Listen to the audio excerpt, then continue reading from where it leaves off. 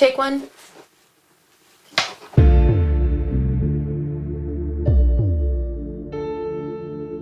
In 1988, I was living with my husband and my 1- and 2-year-old daughters. We had just left a small basement apartment, so we were pretty excited to be able to move into a 3-bedroom split-level house. It was kind of like a dream come true at the time. The young family was just settling into their new life when Kat was contacted by someone she hadn't heard from in over a year.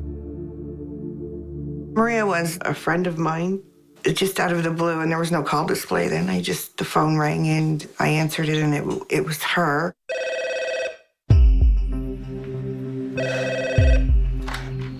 Huh? There was this hysterical person on the other end saying, I need your help. And what really got me was when she said, they're gonna kill us.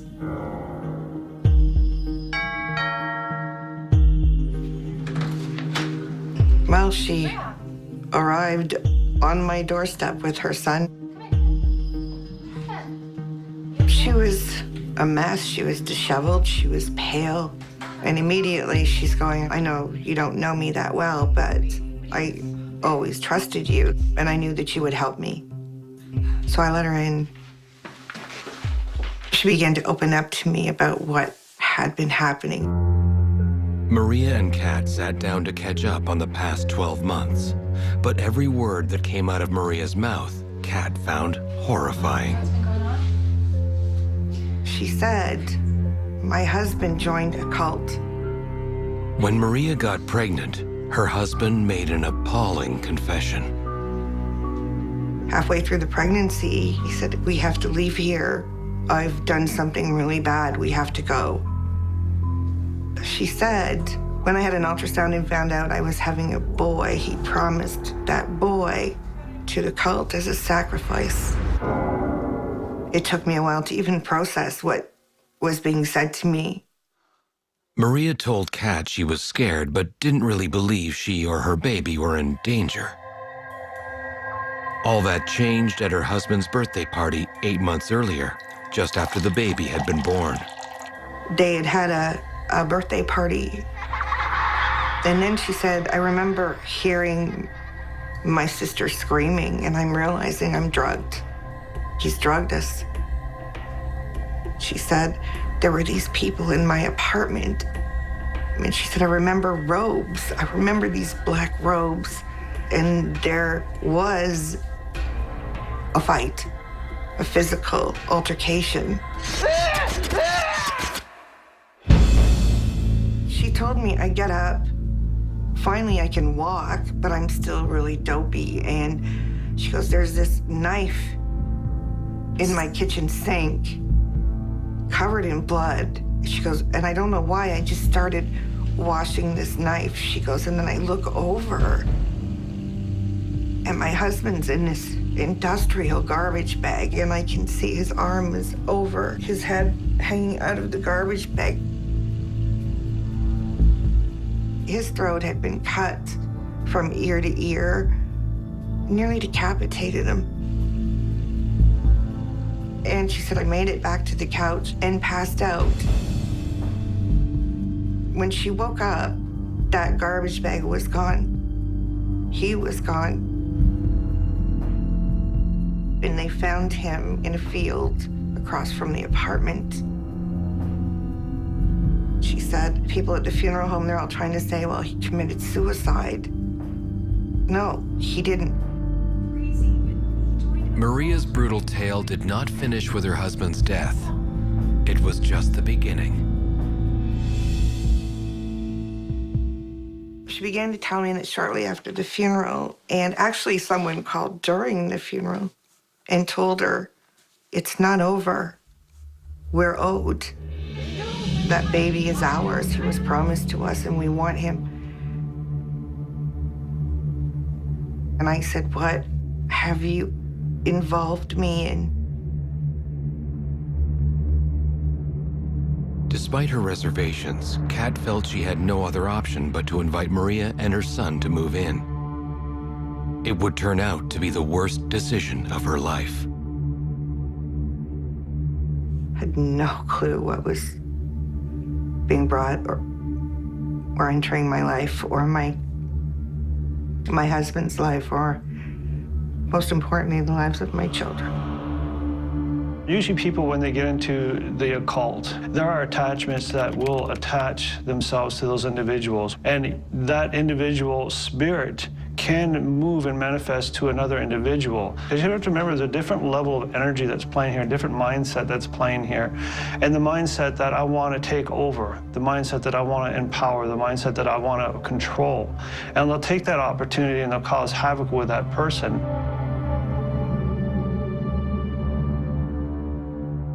Shortly after Maria had arrived, really some strange things had started happening. I would put the children's toys away before bed. My husband would get up in the morning and the toys would be all out of the chest.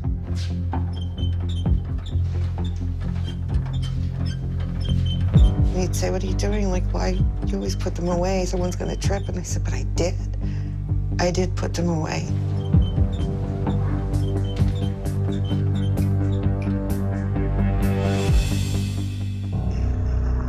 Life had been completely normal before Maria arrived. Kat now became convinced the strange events were linked to her friend. She feared that by taking Maria in, she had also invited in the spirit of Maria's dead husband. I had hung pictures that I liked. Some of them were very old pictures, I should tell you, so I loved them, but they would be off of the wall. Some of them were smashed on the floor, like someone had just walked by and hit them and knocked them off. What was very painful, actually, was finding my wedding picture shredded. The glass was shattered, the picture is shredded.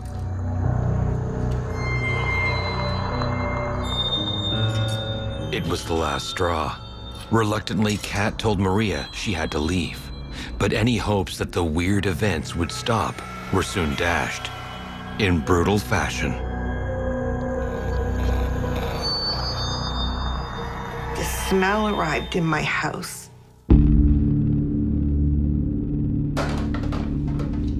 I was in the kitchen between dishes and I smelled this smell of rot, of decay.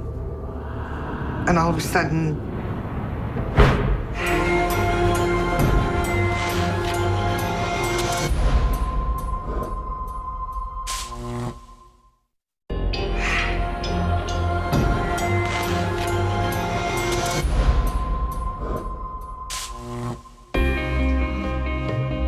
in inviting a troubled friend into her home, Kat Larston had also allowed a malevolent spirit to enter, and it was becoming increasingly violent.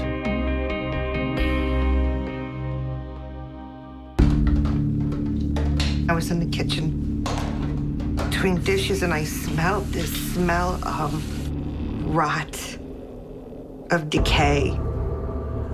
And all of a sudden, I felt something against me. I couldn't move.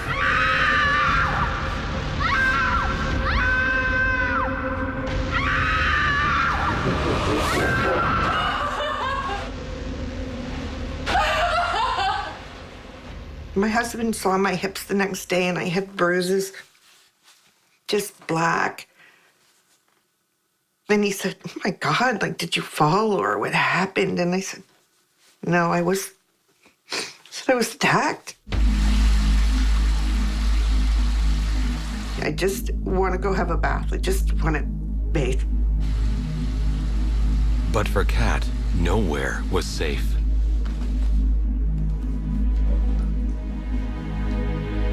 I feel his hand. It literally, the fingers were on either side of the tops of my ears, and it pushes me under the water. I remember going, "I have to get out of here." To tell him, "I have to get out, I have to get out."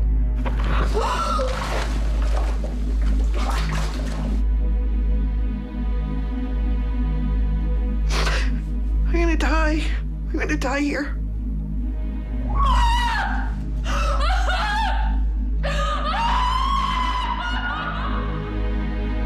The attack stopped as suddenly as it started. Having just survived one of the most terrifying experiences of her life, Kat tried to block it out of her mind and move on. Hey, Sarge, we got another one here. Another one what here? Several nights later, I had put my children to bed, and I'm trying to watch TV, but I'm thinking about what happened.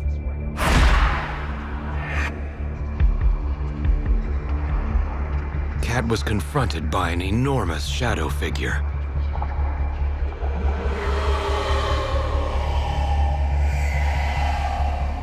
It literally filled the entire door.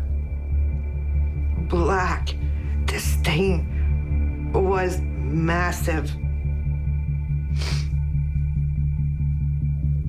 And I'm thinking, oh my God, because I could smell the rot, and it just charged at me.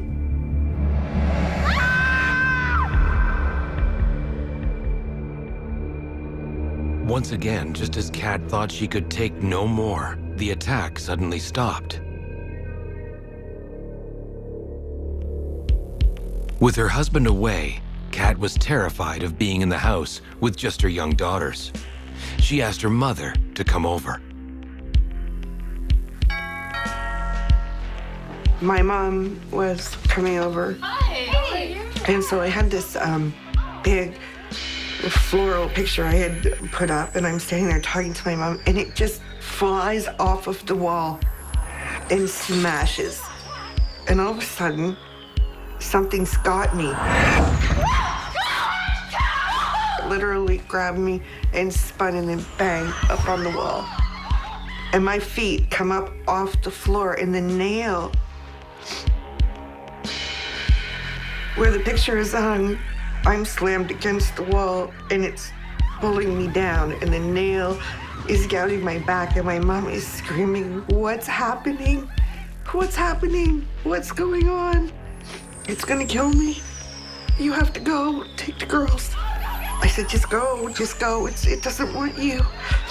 It wants me.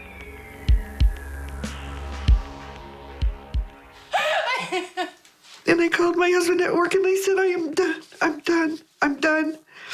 I can't stay here. I can't live here anymore. I can't do this. I packed up my kids as much as I could grab in a quick amount of time, and myself, and I left. I went to my mom's.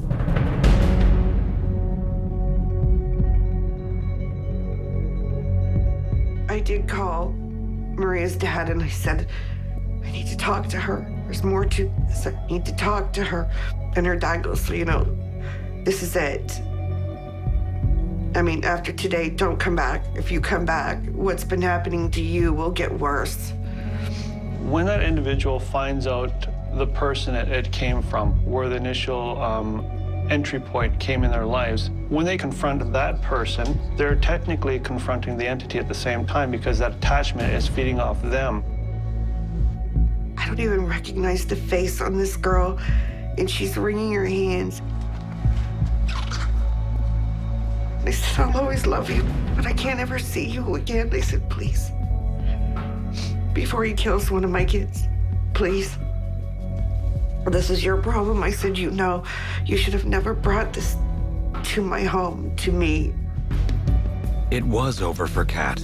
After seeing Maria that final time, the attack stopped, and Kat's family went on to live a normal life.